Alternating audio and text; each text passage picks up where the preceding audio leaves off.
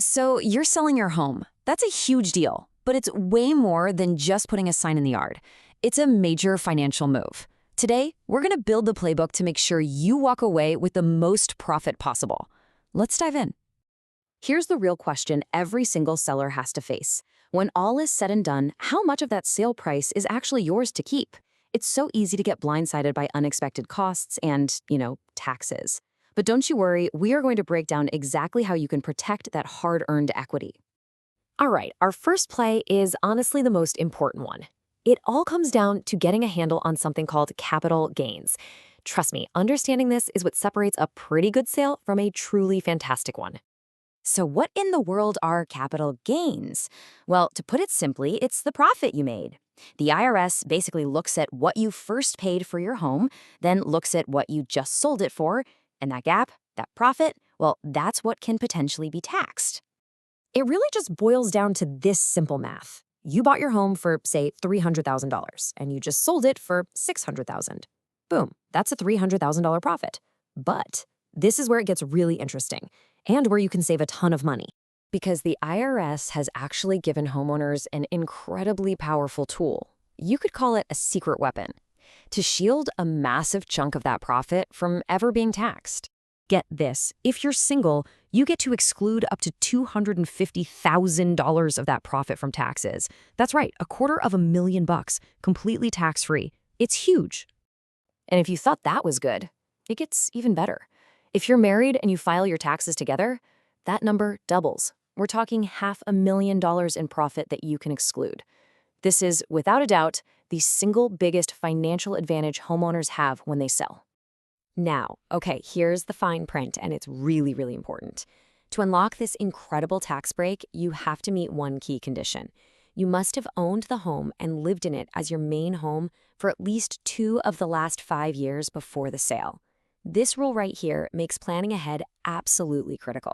So you're probably thinking, okay, but what if my profit is even bigger than those limits? Well, don't sweat it, you're not out of luck. Our next play is all about powering up your sale by using deductions to strategically chip away at any taxable gain that's left over.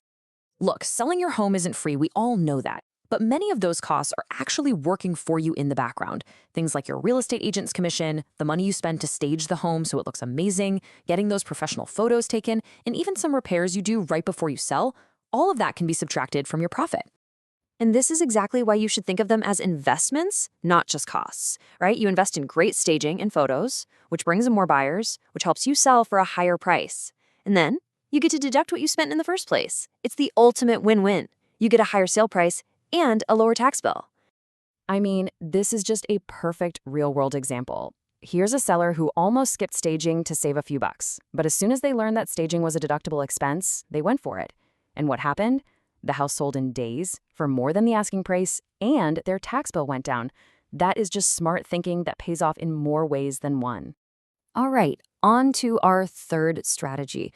This one might seem like a small detail, but it's all about the calendar.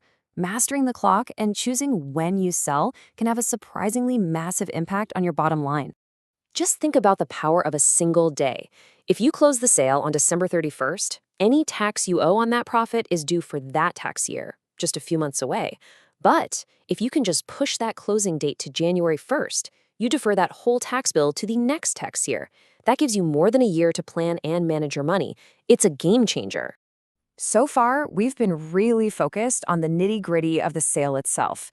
But the smartest sellers, they're always thinking beyond closing day. This sale is often just the kickoff for the entire next chapter of your life. You gotta ask yourself, why are you selling in the first place? Are you downsizing? Moving for an exciting new job? Is this a cornerstone of your retirement plan? Making sure the financial result of your sale lines up with these bigger, long-term goals is what takes a simple transaction and turns it into truly strategic life planning. Okay, we have covered a lot of ground. So let's pull it all together into a simple, powerful, winning strategy. Your 3-point playbook for a more profitable home sale. Here it is. It's this simple. First, you maximize that massive tax exclusion we talked about. Second, you leverage every single deduction you can to lower your taxable gain. And third, you control the timing to manage when your taxes are due. You master these 3 plays, and you're going to engineer a much more profitable sale for yourself. Period. And of course, I gotta put on my serious hat for just 1 second. Remember, this is all designed to give you the playbook and get you thinking. Tax laws can be really complex and they change. So please, always talk to a qualified tax professional to get advice that's tailored specifically for you. At the end of the day, making confident decisions now leads to bigger profits later. You have the financial playbook. You know how to make your home sale a strategic success. So the only question left is, what's your first move going to be?